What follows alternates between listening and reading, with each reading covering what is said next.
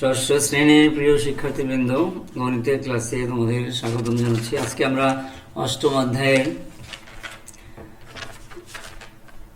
দ্বিতীয় পর্বে তথ্য ও উপাত্ত এর পরবর্তী আলোচনা গড়, মধ্যক ও প্রচুরক নিয়ে আলোচনা করবো ইনশাআল্লাহ।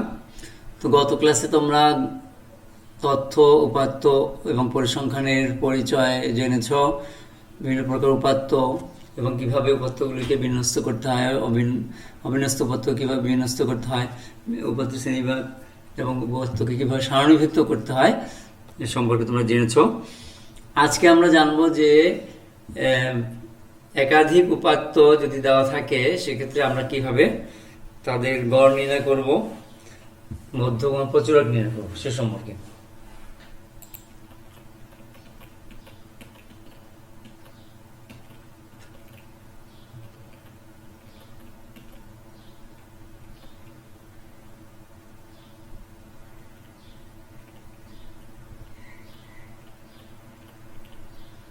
তাহলে আজকে আমাদের আলোচনা গড়, মধ্যক, প্রচুরক।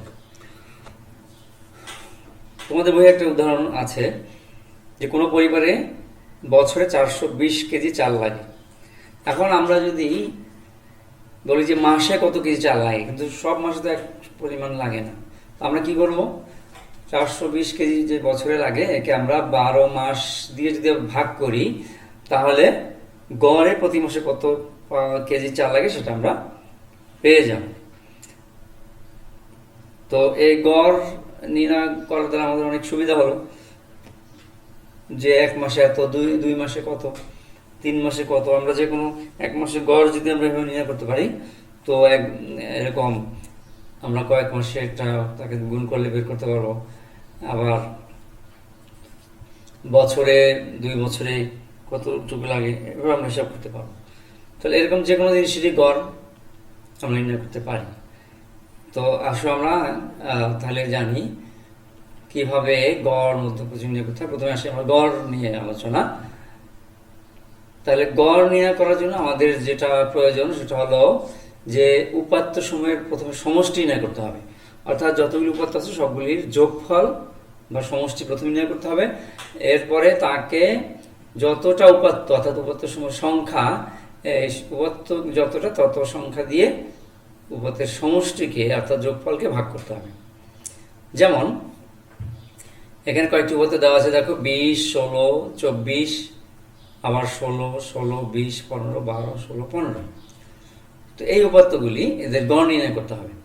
অবিন্যস্ত আছে, তো গড় নির্ণয় আমরা গড় নির্ণয়ের এখানে তোমাদের ষষ্ঠ শ্রেণীতে অবিন্যস্ত উপাত্তের গড় নির্ণয় করা, এখানে শ্রেণীভুক্ত করা ছাড়াই, বিন্যস্ত করা ছাড়াই কিভাবে করতে সেটা আমরা শিখবো। এবং এখানে অল্প সংখ্যক উপাত্তের ক্ষেত্রে এটা সম্ভব এবং সহজ। তো উপরের ক্লাসে জানতে পারবে অনেক বেশি সংখ্যক উপাত্তের ক্ষেত্রে কিভাবে গড় নির্ণয় করতে হয়, সেখানে শ্রেণীভুক্ত করে, শ্রেণী বিন্যাস করে কিভাবে গড় নির্ণয় করতে হয় সে সম্পর্কে তোমরা জানবে। তো এখন আমরা জানি প্রাথমিকভাবে যে অল্প কিছু সংখ্যক উপাত্তের, অবিন্যস্ত উপাত্তের গড় কিভাবে নির্ণয় করতে হয় সে সম্পর্কে। তাহলে আমরা উপাত্ত সমষ্টি আগে নির্ণয় করব। দেখো 20 যোগ 16 যোগ 24 যোগ 16, 16 যোগ 20 যোগ 15, 12, 16, 15 সবগুলি উপাত্ত আমরা যোগ করলাম। যোগ করার পরে আমরা কত পাবো? 170। নিশ্চয়ই তোমাদের প্রিয় শিক্ষার্থী, নিশ্চয়ই তোমাদের কাছে সবার বই খাতা ক্যালকুলেটর আছে, তোমরা হিসাব করে দেখে এভাবে করবে। তখন আগে বুঝে নাও, দ্বিতীয়বার আবার যখন এটি দেখবে তখন নিজের আবার করে দেখার চেষ্টা করবে। তো সমষ্টি পেলাম। এখন উপাত্ত সমূহের সংখ্যা পেটা আমরা গুণে দেখি। 1, 2, 3, 4, 5, 6, 7, 8, 9, 10 উপাত্ত আছে 10টি। তাহলে আমরা এখন মোট সমষ্টিকে এই উপাত্ত সংখ্যা 10 দিয়ে ভাগ করলাম। 170 ভাগ 10 সমান 17। তাহলে তাহলে গড় কত হলো? 17। উত্তর নির্ণয় গড় হলো 17। তাহলে আমরা প্রিয় শিক্ষার্থীবৃন্দ আমরা কিভাবে অবিন্যস্ত উপাত্তের গড় নির্ণয় করতে হয় সে সম্পর্কে আমরা জানলাম। এরপর আসো মধ্যক কিভাবে নির্ণয় করতে সে সম্পর্কে জানি। মধ্যক কাকে বলে? উপাত্তগুলিকে মানের ক্রমানুসারে সাজাইলে, অর্থাৎ ছোট থেকে বড় হোক বা বড় থেকে ছোট হোক, যদি আমরা ক্রমানুসারে সাজাই তখন যে মান উপাত্তগুলিকে সমান 2 ভাগে ভাগ করে সেই মানই হবে উপাত্তগুলোর মধ্যক। সমান কি হবে? উপাত্তগুলোর মধ্যক। যেমন দেখো 5, 3, 4 এখানে 2টা নিয়ম আছে এজন্য যে উপাত্তগুলির সংখ্যা জোড় সংখ্যা হতে পারে, বেজোড় সংখ্যা হতে পারে। যদি বেজোড় সংখ্যা উপাত্ত হয়, যেমন এখানে আছে কয়টা 3, 3, 6, 3, 9টা উপাত্ত আছে। বেজোড় সংখ্যা উপাত্ত হলে তাহলে আমাদের দেখো মধ্যকের সংখ্যা অনুসারে সমান 2 ভাগে ভাগ যদি করি, যে উপাত্তটি এই উপাত্তগুলি সমান 2 ভাগে ভাগ করে, তাহলে আমরা 9টা আছে তো 5 নম্বর উপাত্তটি যদি মাঝখানে থাকে তাহলে বামে 4টি ডানে 4টি থাকে, তাহলে মাঝের যে উপাত্তটি আছে পঞ্চম উপাত্তটি 7, এটাই হবে কত? মধ্যক। 7 হবে মধ্যক, কারণ 7-এর বামে 4টি ডানেও 4টি উপাত্ত আছে, 7 হবে মধ্যক। কিন্তু যদি জোড় সংখ্যক দেখো, তাহলে নিম্ন মধ্যক হচ্ছে আমরা 7, কিন্তু যদি জোড় সংখ্যা উপাত্ত হয়, উপাত্তের সংখ্যা যদি উপাত্তের সংখ্যা মানে করো উপাত্তের সংখ্যা হলো 10টি, এখানে কটি আছে? 4, 4, 10টি উপাত্ত, 10টি উপাত্ত। তাহলে আমরা যদি উপাত্তগুলিকে সমান 2 ভাগে ভাগ করি, তো এপাশে 5টি, এপাশে 5টি হলে মাঝখানে তো থাকে না, তো আমরা দুই পাশে 4টি করে নিলে মাঝখানে থাকছে কত? 6 এবং 7। এখানে এই 4টি না, এখানে শেষ 4টি না, আমাদের 6 আর 7 থাকছে। তো মধ্যক তো হলো যে উপাত্তগুলিকে সমান 2 ভাগে ভাগ করে। তাহলে এখন মধ্যক তো একটি মান হতে হবে। তাহলে এখন জোড় সংখ্যার ক্ষেত্রে আমরা পাচ্ছি 2টি, তো আমরা একটি মান কিভাবে বের করবো? এই মাঝের যে 2টি উপাত্ত 6 এবং 7 এদের গড় নির্ণয় করবো, অর্থাৎ এদের সমষ্টি করে 2 দিয়ে ভাগ করবো। এদের সমষ্টি করে 6 এবং 7কে যোগ করে তাকে 2 দিয়ে ভাগ করবো। 6, 7, 13 ভাগ 2, তাহলে 6.5। তাহলে মধ্যক হলো নিম্ন মধ্যক সমান 6.5।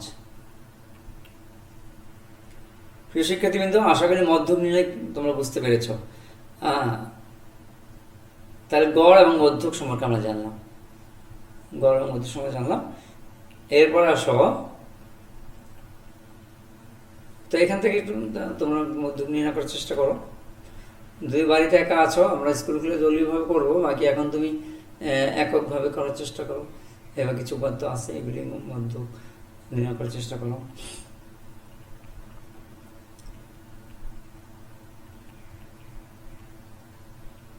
দেখো এখানে আর কিছু উপাত্ত দেওয়া আছে, তো উপাত্তগুলো মানের ক্রমানুসারে যদি আমরা সাজাই তাহলে এভাবে আমরা পাবো। কিছু উপাত্ত আছে মানের ক্রমানুসারে সাজালে আমরা এভাবে পাইলাম। পাওয়ার পরে বলছে n মানে পদ সংখ্যা কত? 14। যেহেতু জোড় সংখ্যা হলে মাঝে 2টি পদ এর গড় হয় মধ্যক, তাহলে n/2 তম পদ অর্থাৎ 14/2 অর্থাৎ 7ম পদ, এবং n/2 + 1 অর্থাৎ 8ম পদ, এই দুটো পদের মাঝের। তো এই দুটো পদের গড় যোগ করে 2 দিয়ে ভাগ করলাম, তাহলে 19/21/2 গড় হবে 40/2 সমান 20। নিম্ন মধ্যক 20। আরেকটা দেখো, n যদি 13 হয়, তাহলে এখানে 13টি পদ দেওয়া আছে, উপাত্ত দেওয়া আছে এবং সাজানো আছে, সাজানো না থাকলে সাজিয়ে নেবে। তো এদের মধ্যক নির্ণয় করতে বলা হচ্ছে। তো পদ সংখ্যা অর্থাৎ n সমান 13। তো বিজোড় সংখ্যা হলে তো মাঝের পদ n+1/2 তম পদ, অর্থাৎ 13/2, 13 + 1/2 অর্থাৎ 14/2, 7ম পদ হবে মধ্যক। বাস, এখানে আর সমস্যা নেই, 7ম পদ মধ্যক 13। তাহলে এটা কিন্তু আমরা মধ্যক নির্ণয়ের একটা সূত্র পেয়ে যাচ্ছি।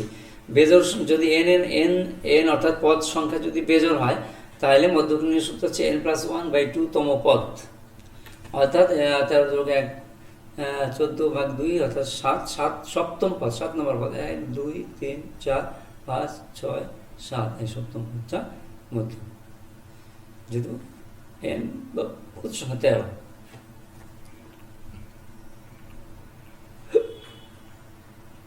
আর প্রচুরক, দেখো প্রচুরক কাকে বলে? কোন উপাত্তে যে সংখ্যাটি সবচেয়ে বেশি বার থাকে, কোন উপাত্তে যে সংখ্যাটি সবচেয়ে বেশি বার থাকে তাকে বলা হয় প্রচুরক। যেমন মনে করি এখানে কিছু উপাত্ত দেওয়া আছে, এখানে যে উপাত্ত সবচেয়ে বেশি, তো এখানে তো ছোট বড় সাধারণে আমরা একটু সাজিয়ে নিব। সাজিয়ে যদি নেই 11, 9, 10, 12, 11, 12, এখানে সাজিয়ে নিতে পারি বা না সাজিয়েও নিতে পারি। তো সাজিয়ে নিলে বুঝতে সহজ হয় এটা আর কি। তো এখানে দেখো 11 আছে কবার? একবার, দুইবার, তিনবার, চারবার। যে সংখ্যাটি সবচেয়ে বেশি বার থাকে, 11 সবচেয়ে বেশি বার আছে 4 বার। এর মতো অন্য সংখ্যা কিন্তু অতবার নেই। তাহলে 11 সংখ্যাটি হচ্ছে সবচেয়ে বেশি বার 4, সুতরাং প্রচুর হচ্ছে 11। তো এখন সাজিয়ে নিলে বাস আমাদের নির্ণয় করতে খুব সহজ, তাহলে মিসিং হওয়ার সম্ভাবনাটা তেমন থাকে না। তাহলে কোনো সংখ্যা একাধিকবার যদি না থাকে তাহলে উত্তর হবে উপাত্তগুলো প্রচুরক নেই। প্রত্যেকটা সংখ্যা যদি একবার করে আছে তখন কিন্তু আমরা বলবো যে প্রচুরক নেই। আর একটা অধিক যে সংখ্যা সবচেয়ে বেশি বার সেটা হচ্ছে প্রচুরক। তো প্রিয় শিক্ষার্থীবৃন্দ, তোমরা তাহলে আমরা আজকে জানলাম কি গড়, মধ্যক এবং প্রচুরক সম্পর্কে জানলাম। দেখো বাংলাদেশের ক্রিকেট টিমের কোনো এক খেলায় ওভার প্রতি রান নিচের সারণীতে দেওয়া আছে। আচ্ছা, এখান থেকে তোমরা নির্ণয় করার চেষ্টা করো ওভার প্রতি সর্বোচ্চ সর্বনিম্ন। সর্বোচ্চ রান কত? সর্বোচ্চ রান 12 সাজানো, তো এখানে নেই, না থাকলে আমরা দেখতে পাচ্ছি সর্বোচ্চ রান 12, আর সর্বনিম্ন হচ্ছে 0। তাহলে এর পার্থক্য কত? 12 বিয়োগ 0 সমান 12। ওভার প্রতি রানকে ক্রমশ সাজিয়ে রানের গড় ক্রমশ সাজাতে বলেছে। একটা প্রশ্ন, এখানে এই প্রশ্নের দুটি অংশ। আগে ক্রমশ সাজাবে 0, তারপরে কত 4, 5, 6, এবার শেষ পর্যন্ত ভালো মতো সাজাবে। এরপর গড় নির্ণয় করতে বলা হয়েছে। গড় তার সবগুলো সমষ্টি করে যত সংখ্যা 10টি ওভার 10 দিয়ে ভাগ করবে, গড় নির্ণয় হয়ে যাবে। এবং মধ্যক প্রচুরক যেভাবে নির্ণয় করেছি আমরা একটু আগে সেইভাবে করবে। তো প্রয়োজনে তোমরা আবার একটু দেখে নাও যে আমরা কিভাবে গড়, মধ্যক, প্রচুরক যে করেছি আমরা আবার একটু ভালো করে দেখে নিই যে কিভাবে আমরা গড়, মধ্যক, প্রচুরক নির্ণয় করেছিলাম। হ্যাঁ, আবার একটু পিছন থেকে আমরা একটু দেখে নিই। তাহলে গড় হচ্ছে কি উপাত্ত সমষ্টি ভাগ উপাত্ত সংখ্যা কম, আর মধ্যক হচ্ছে কি? মধ্যক হচ্ছে মাঝের রাশি। হ্যাঁ, সাজালে ক্রমশ সাজালে মাঝের রাশি, মাঝে যদি জোড় সংখ্যক থাকে তাহলে সে দুটির গড়। আর প্রচুরক হলো কি? সবচেয়ে বেশি সংখ্যক যে পদটি থাকে। তো প্রিয় শিক্ষার্থীবৃন্দ, তাহলে দেখি তোমাদের কতটুকু তোমরা মনে রাখতে পেরেছ। এক উপরে কয়েকটি দেখো 8, 10, 16, 14, 16, 20, 6 জন শিক্ষার্থীর পরীক্ষার প্রথম মধ্যে আছে 20 নম্বরের মধ্যে তারা কত পেয়েছে। হ্যাঁ, এটা কুইজ টেস্ট। তো সেই কুইজ টেস্টে তারা এত নম্বরগুলি পেয়েছে। তো এখন উপাত্ত সময় প্রচুরক, এখানে যে এই যে উপাত্তগুলি দেওয়া হলো 8, 10, 16, 14, 16, 20, এখানে প্রচুরক কত? তার মানে কি সবচেয়ে বেশি সংখ্যা কোন পদটি আছে? বলো দেখি, তোমরা একটু দেখে বলো। হ্যাঁ, 16। মধ্যক কত? মধ্যক সাজাতে হবে, তো সাজিয়ে অল্প আছে, আমরা মনে মনে সাজিয়ে নিতে পারি। 8, 10, 8, তারপরে 10, তারপরে 14, 16, 16, 20। হ্যাঁ, তাহলে ওখানে পদ কয়টা? 3, 6টা। 6টা হলে মাঝের 2টা। হ্যাঁ, 16, 16, 20, 3 গেল। হ্যাঁ, দেখো তাহলে 8, 10, ঠিক আছে, 14, 14 আর 16 গড় হবে। তাহলে মধ্য কত হবে? 14, 16 গড় 15। গড় কত? সবগুলি যোগ করে 6টা উপরে সাথে ভাগ করবে, তাহলে সেখানে কিন্তু 14 পাবে। তোমরা একটু হিসাব করে দেখো, 14 পাবে। আর এখানে আরো কিছু উপাত্ত দেওয়া আছে, এদের মধ্যক কত? মধ্যক তাহলে এখানে 3, 6টা, এখানে 6টা, তাহলে 14 আর 18 গড়। 14 আর 18 গড় কত? 16, কিন্তু 15, 16, 17, 18, 16। তারপরে প্রচুরক, এখানে এই পদগুলির মধ্যে প্রচুরক কোনটি? প্রচুর সবচেয়ে বেশি আছে কত? 11। তো প্রিয় শিক্ষার্থীবৃন্দ, আশা করি তোমরা ক্লাসটি বুঝতে পেরেছো। বাসায় আরো ভালো করে পড়বে, হ্যাঁ, বই খাতা ক্যালকুলেটর নিয়ে বসে আরো প্র্যাকটিস করবে, বারবার করবে। একটি অঙ্ক যখন বারবার করবে তখন তোমাদের মনে থাকবে। আর নিয়মগুলি ভালো করে দেখবে।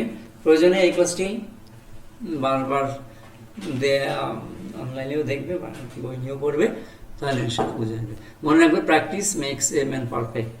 হ্যাঁ, তুমি যত বেশি অনুশীলন করবে, চর্চা করবে, তখন ততই কি হবে, তোমার দক্ষতা বাড়তে থাকবে। তো একটা বাড়ির কাছে লিখে নাও। একটা সৃজনশীল প্রশ্ন দেওয়া হলো, প্রত্যেকগুলি লেখো। প্রদত্ত সংখ্যাগুলোকে মানের ক্রম অনুসারে সাজিয়ে লেখো। প্রদত্ত সংখ্যাগুলোকে মানের ক্রম অনুসারে সাজিয়ে লেখো। উপাত্তগুলোর গড় নির্ণয় করো। প্রদত্ত তথ্য উপাত্তের মধ্যক ও প্রচুরক নির্ণয় করো। তো প্রিয় শিক্ষার্থীবৃন্দ, যদি এই ক্লাসটি ভালো লাগে তাহলে লাইক শেয়ার করবে, তাহলে অন্যরাও দেখার জন্য সুযোগ পাবে। তো ভালো থাকো, সুস্থ থাকো, মা বাবার কথা শুনবে, মন দিয়ে লেখাপড়া করবে। সামনে স্কুল খোলার পর পরীক্ষা হবে, ইনশাল্লাহ এর জন্য প্রস্তুতি রাখো। তো সবাইকে অনেক অনেক ধন্যবাদ জানিয়ে শেষ করছি। আল্লাহ হাফিজ।